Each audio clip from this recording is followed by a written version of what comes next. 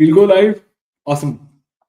First of all, everybody, welcome to a brand new episode of Humans of Testing webinar series from TestZeus. This is episode 9. Today, we are doing a topic which is really close to both of the people's hearts who are at this webinar. We'll be talking about testing complex Salesforce flows without slowing down releases. So, this is the Thursday, 30th of July. Let's jump right into it, folks. Quick introductions. My name is Robin. I'm one of the co-founders and CEO at TestZeus. 15 plus years experience in the industry, folks. A couple of times Dreamforce speaker and a Salesforce Spotlight developer. Open source contributor and author of the book on Selenium. At TestZeus, we build AI agents for Salesforce and Agentforce testing. Interestingly, we are also the only ones out there in the market who do Salesforce flows testing in the depth that you desire. But that brings us to the next slide. Our honorary guest for the episode today is Todd. Todd is the Senior Director of Salesforce Apps at United Vein and Vascular Centers. And I'm not underquoting this. I have seen a lot of Salesforce flows. When Todd showed their Salesforce flows, I think I had some heart palpitations. These are really long, really complicated flows. Todd is the Jedi Master at creating Salesforce flows, and also United Vein and Vascular Centers. We are proud to say that they are a customer with us for flows testing. A quick minute to Todd. Can you please introduce yourself to the audience as well? Yeah, I'm Todd Drexler. As I like to say, I came into the Salesforce ecosystem as an accidental admin and turned into a 20-year career so far. It's been the best thing. I've watched from workflow rules to how flows have developed. And as Robin mentioned, building complex applications out of flows. So you have to be able to test that. So that's where we are here today. Exactly. Interesting. And we'll try to keep it as educational as possible. We'll try to look at both sides of the statement, that what's the problem with testing flows and how to really go about testing them with solutions which Salesforce provides, outside solutions, or even solutions like TestViews. So that being said, we'll jump onto the first slide, and Todd will be the real Jedi Master. I'll be the Padawan. I'll follow along. I'll ask questions here and there. On to you, Todd. Yeah. So we want to make sure we test Salesforce flows completely, but we don't want to slow down business rules and business logic and business the speed that business can change. So how can we do that, and what should we be testing? If you want to go to the next slide there. Sure. So as we've kind of set up flows, we want to make sure we're testing the impact of everything that changes. What flow is the parent flow, subflows, any downstream decisions that are going to be changed. Are we calling Apex? Are we using potentially impacted by validation rules? Field visibility. Is it going to be scheduled as synchronous? What's the case? Are we using any custom metadata? All of that comes into play as you start getting more and more complex with your flows and your automation. When it used to be, flow was just, hey, update a record, update a field, very simple, very easy to test. Now we're getting more and more complex as Salesforce develops more flow functionality. We're adding more complexity. People don't always have a developer on staff. Admins now have more and more control to build functionality out of flows. So we're building that out, but all of that needs to be tested. Just because you don't have to write a test class like you do with Apex, you still need to make sure it's tested and well tested in that aspect as well. Yeah. If you want to go to the next slide. Before that, Todd, I'll pause and I'll ask one of my silly questions. Okay, I think from how I've seen flows, they started at this like really interesting workflow automation project, but they've become their own, how do I put it, like a DSL, a domain specific programming language on their own. But that is how I see it. Like, do you see that as well? Basically, and I think that's where it really goes to, is flows now to be looked at as a application development platform, not just as a simple automation tool. Yeah. Not it's not Yeah. like, okay, great, the value of this opportunity is this. Update record type so the Yeah. stages can change. Very simple things. Now it's great. We can do this. We can call Apex to do integrations with other systems to pull Yeah. data back or send other data to other systems. Whatever the case may be, it can be pretty much as complex as you want. So just as if you were completely developing an application, you want to make sure that it's tested fully. So you need to test your flows fully as well, especially as you get complex. We run our entire patient journey on Hmm. flows and subflows. If something was wrong, we could impact patients. We Yeah. want to make sure everything is right. Same thing as if you were in a sales organization. You Yeah. want to make sure that information is there. If you have anything that's automated and sending information to customers, is that message what you intended it to be? Are you integrating with other systems? What's that message going to? What's the message coming from that other system? How is that impacted? So as we build this out to be more of an application development Yep. tool, we want to make sure all of that is fully tested before we start rolling things out. Yeah. Oh, I would totally agree, Tom. Okay. So on to the next slide in that case. Yeah. So, kind of, what does that kind of coverage look like? As I mentioned before, it used to be just a very simple, great. This value changed, go update this. Whether you were just moving the stage along an opportunity, you were changing a record type. Now you've got decisions, you got formulas in the flow, you've got loops, assignments, all of that good stuff. Um, but you got to make sure every decision path is to test. Make sure every decision gets tested, even the defaults. What happens if a null value gets pulled in here? What's going to happen? And be ready for that. And you could Hmm. write test scripts for the business and have those all test 100%. But did it test every decision in there? Yeah. If you don't test it and you go live, what's going to happen? you know, oh, well, we tested all the business rules, but this was in here. And then you need to look at it. Okay, great. This wasn't in the business requirements. Why is it still here? Is it legacy from something that was created before you were there or you inherited this flow? It may Hmm. no longer be needed. We need to remove it out. Or is it needed still, but we don't have the business rules for it? Great. I need to go get the business rules. I need to create test classes so that I can cover that. So Hmm. you need to make sure all of that's done. The last thing you want is a failure to hit production and then, great, I can't, it's not a quick fix. It's going to take me a day or so to fix this issue. Well, what do you do during that day or so to fix it? So Yeah. the more you test, the better that's going to be. And especially like formulas. Formulas are probably the hardest piece in my mind to kind of test inside of a flow because it's getting a value potentially and then doing some other logic that's going to get it there. So making sure that those, with that formula is assigned to a variable, is to an outcome. Some of the things I've done with that is develop a formula that basically generates a message. And then that message may be sent as an SMS Hmm. message out. I would hate for that message to be incorrect or say, hey, Mr. Test Patient, and be incorrect or call them by the wrong name or send the wrong message.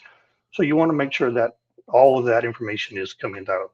Um, and then going through here and just looking at your loops and things like that, make sure what happens if you've got zero records. What should happen? Are you checking before that? What happens if you get a lot more information than you were expecting? You were expecting to pass in a variable. That variable was null, and you came back with more records than you were anticipating. What do you do? So Hmm. really making sure you've kind of tested all of those, your filters, your gets, inserts, updates. We don't want to go create records by mistake and be incorrect. Hmm. If you're using custom metadata, is it active? Is it disabled? What happens if that rule is missing? And maybe you're using a custom metadata to control options based from data coming from another system. Hmm. What happens if you get a variable that's not in your metadata that came from that other system? What happens? Should it fail? Should it just stop? Should it not do anything? Should it Hmm. give you the wrong information? So making sure we're testing all of those individual pieces. Hmm. All right. Got it. I think I'll just ask like a slightly complicated question here, or maybe two parts to it, Todd. Right. Okay. So first part is that very interestingly, flows have, as we discussed, gone from a process automation solution to a full-fledged kind of programming application. So where do you think we should draw the line? That this is what we should be tested on the flows. This is Apex. This is that SMS provider. I don't know, like so many surfaces and so many things happening. So in theory, all of it, because you're testing all of that together. Your Apex class may be tested and it may work great in my test. My flow may work great in my test, but now they've got to communicate. Is one passing the right information to the other? Yeah. Is one getting the right information back? Mhm. What was I expecting a number back and I got a text variable back? You've got to really look at that and test that out. Yeah. I think that's okay. So that was the first part, but we make it more tough. So, see, interestingly, thanks to Salesforce, we have the concept of various orgs and various environments, right? Um, so there's like a UAT, a sandbox org, a dev org, a scratch, a production, a pre-production, so on and so forth, right? Right. How would you tie in the environment strategies with testing flows? Should we like test everything everywhere all at once, or how do we slice it? Yeah, and so we actually get to that in one of the other slides here, a little bit. So you're kind of jumping ahead a little bit, but yeah, well, I'll go and answer that now. And it's really, you want to make sure they're in sync as possible. But as we know, record IDs and things are never going to match always completely unless you've refreshed that org. You have the production IDs, things like that. So you also want to make sure that if you're getting a record type ID, you make sure you have a variable, either sign that variable in there, then you have to change it, which kind of Yeah. is painful, but you can always do a loop and do a get and find that and make sure you're getting the right record type, whether you're in a sandbox or whether you move to production, it goes and gets that correct information. Um, Yeah. so usually I try to do that to make sure that we're staying consistent. So I don't really have to change the flow or go edit it in production and then go change, okay, this variable now has this constant of this ID for and things of that nature. We really want to try to keep it as great. Whatever was tested in sandbox, and Hmm. whether you use multiple sandboxes. So if you start with a dev org and then you go to a partial sandbox, then you go to a full sandbox for QA, and then you roll it to production, that it can move between those orgs without actually having to be edited for each environment. Got it. No, I think that is very comprehensive thought process. A lot of people not do not think in that ways, but once you have big enough flows, it can have some big enough risk. So that is where it could play out. Correct. And then if you were editing in between each one, what's to say that you just still don't put the wrong one? And hey, Yeah. this passed, but is actually pulling the wrong variable because you selected the wrong record type, as an example.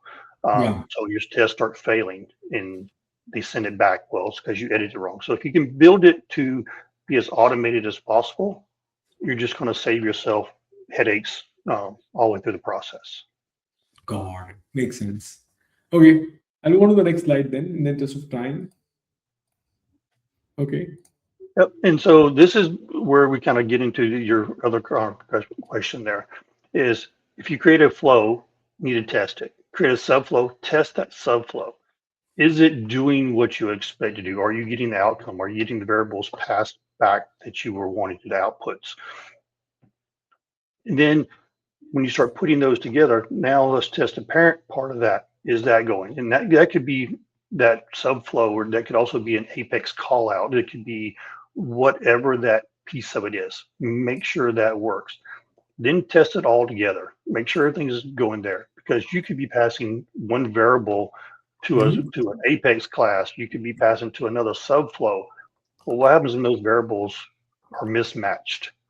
They may not work right, or you didn't add it to that subflow. So the subflow is expecting it, but you didn't map that variable over. So now it's null.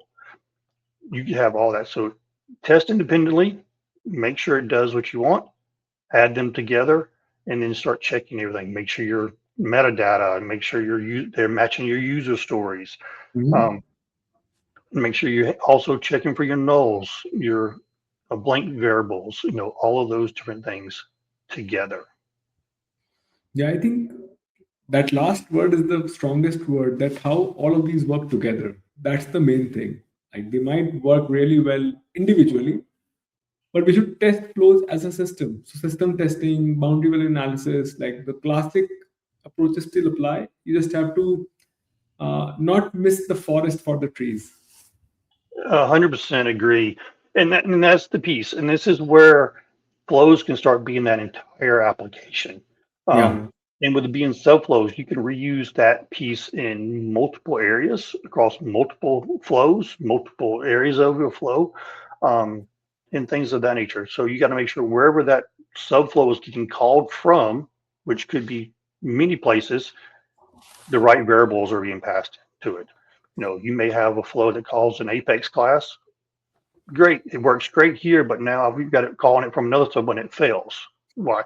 Oh, I missed a variable or I missed the input that it needed. So testing all together is going to give you your overall answer. Yeah. Okay. Got it. Should I move to the next slide? Yes. Okay. And this is kind of going through that same process as, hey, great, I can run the flow debugger. I can test that out. I can see immediately whether I'm going to pass, fail that process. I can build a flow test and I can rerun things. Um, but testing that out immediately, I can fix something. Oh, variable didn't get assigned. Why did that variable not get assigned? Okay, great. Let me fix that. And Mhm. then you start just building upon it. Great. I've got this part right. Here's where we want to add in an Apex test or whatever the case may be. Can we send that? Did that get called correctly? Did we pass the right variables over? And then Mhm. end-to-end testing. And then you get down to your kind of your monitoring part of it. Great. We passed everything we can. And we know we're not going to be able to well, you're going to try to get 100%, but you probably won't get 100% because if you're doing an integration, you don't know what they may add another value to that system that may come over that you're not expecting or weren't aware of. Things of that nature. So monitoring it in production, making sure you're ready for those things you couldn't have really tested for, um, but try to be as prepared for those as possible. But you are Mhm. going to find those, and then have a plan too that if it does come up, what can we do to solve this, or how should we be able to handle this? Should we just throw an error out, or hey, Mhm. great, we just need to go update our custom metadata. So designing that so that your system will work with the least amount of touches, but quickly be able to prepare it. One thing I like to use with custom metadata is if I'm doing integrations, Mhm. what values am I expecting? I can build that custom metadata set out to say, hey, if this comes over, then do X, Y, and Z, and then the flow can utilize that.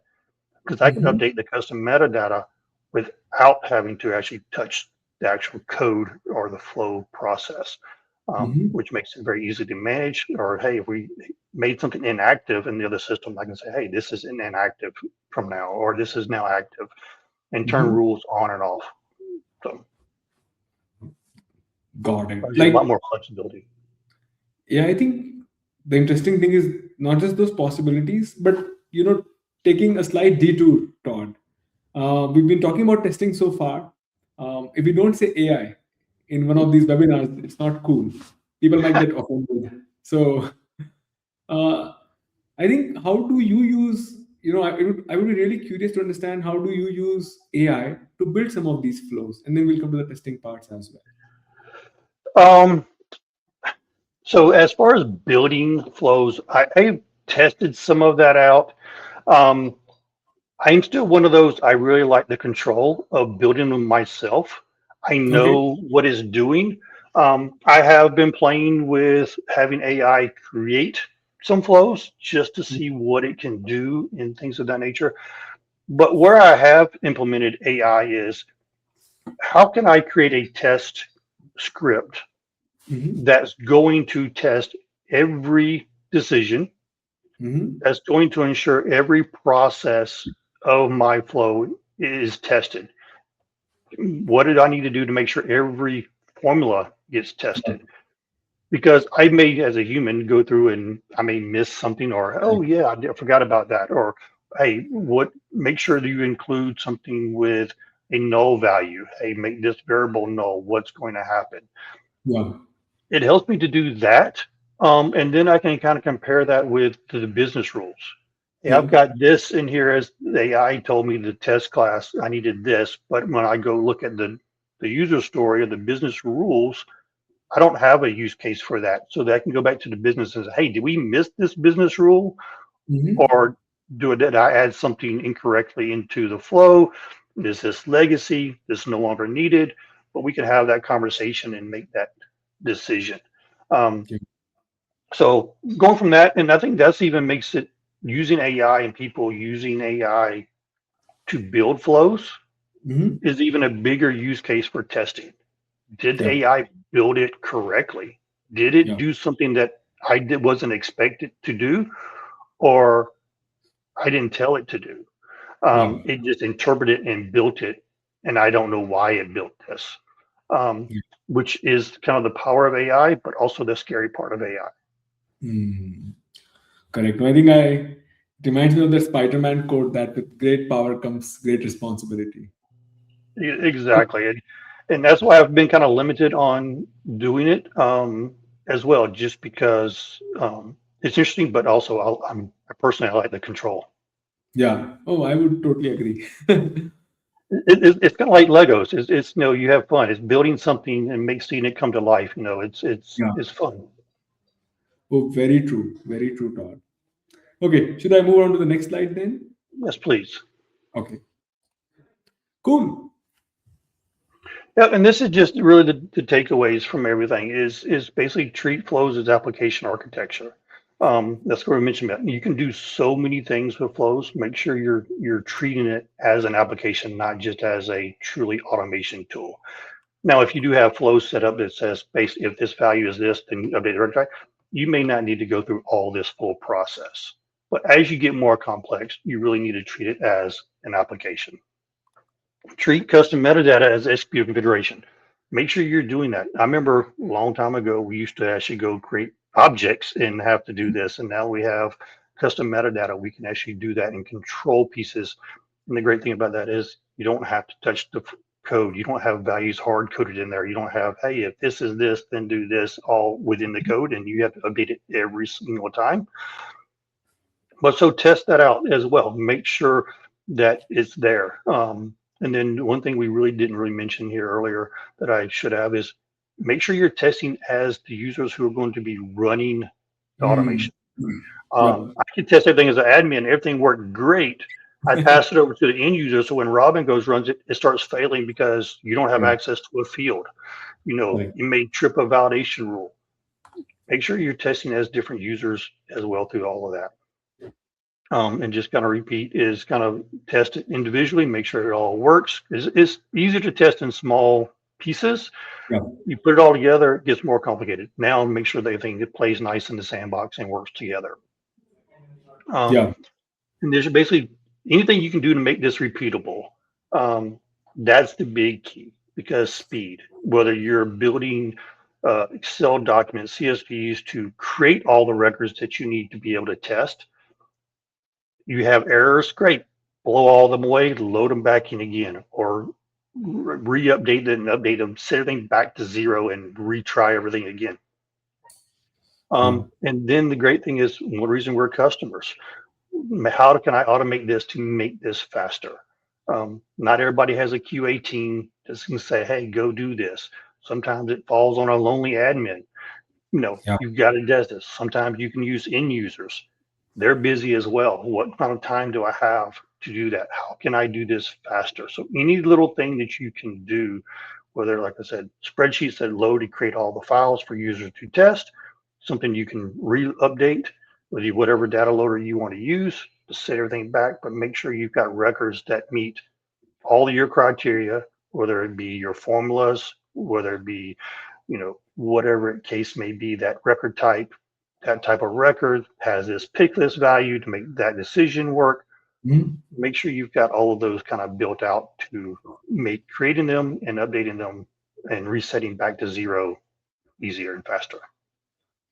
Yeah, I think that is very insightful, Todd. And I think you mentioned this one thing which really resonated with me, that flows actually are supposed to empower the admins, but then a lot of teams there might not be a QA person, and then that lonely admin is supposed to build and test the flows. Correct. And it's hard, and because that lonely admin is trying to keep the business going, up Yeah, with the speed of business, um, which they're expecting. Hey, great, you can maybe be able to develop functionality in let's say a week, but it may take you 2 weeks to fully test that and everything. Um, when you and I first started talking, we just bumped into each other at Dreamforce last year. yeah, I brought this conversation to you as I want to know that my flows, however complex they are fully tested. I want to be able to take a document or a something to be able to say, go back to the business says, hey, these are all passed. This is what's done. I have validated that these tests yeah, are there. Everything's done. I also want to be able to test that my flow was covered 100%. Did I test every single path? If yeah, my flow coverage is only 75%, well, there's yeah, 25% there's a potential errors that are going there. Is that things that should be there? Maybe they yeah. shouldn't be there. What's the use case? But anyway, I can find that out and have that conversation. Yeah, 100% thought. I think that, so like from an engineering background, like flows are like directional acyclic graphs. And then you have to go through every branch and node to figure out that is it tested everywhere correctly or not. Totally Correct. agree. Yeah. Yeah. And with Apex, you've got Apex test classes. You can kind of fudge those a little bit, but at least you have something to say that my class is tested or not. Flows, there's really nothing that exists today to say, hey, isn't does my flow is going to do everything that it's going to do, but there's Yeah. nothing to say that I've tested 100% of my flow. I can Correct. say, great, it passed, it did what I wanted to do this time, but what happens about the next time? Or what happens when it goes down that default path that you didn't, oh, it'll never go down that path. And then it goes down that path. Yeah. So 100%. Totally agreed. Okay. I think quick time check and on to the last slide. First of all, thank you so much, Todd. Thanks to everybody who joined us. Flow testing has mostly been an untouched topic, and that is why both Robin and Todd are excited about it. That being said, I'm really in awe of what United Vein and Vascular Centers does. I think that I've mentioned to Todd and the leadership team on multiple accounts. These folks save lives, so real power to them. Also, super thanks to Todd. I have met Flonautics. I have met people who are 20x Salesforce certified. And then when I met Todd and Todd walked me through their scenario and their implementation of flows, it was really eye opening. So do reach out to Todd on LinkedIn, a real expert, a real awesome person to talk to and take guidance from. And with that, we'll come to the end. We are on time. Any questions from the audience, or else I'll ask one last question before we drop.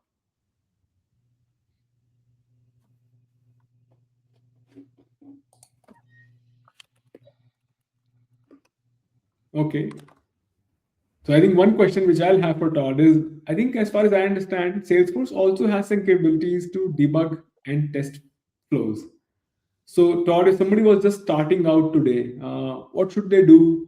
What should they learn in their first 30 days before they graduate to much more mature solutions for testing flows like TestZeus? yeah, always start simple. You know, great. Have you look at your start criteria. What's going to start? Don't start off building something complex. Don't try to solve the world.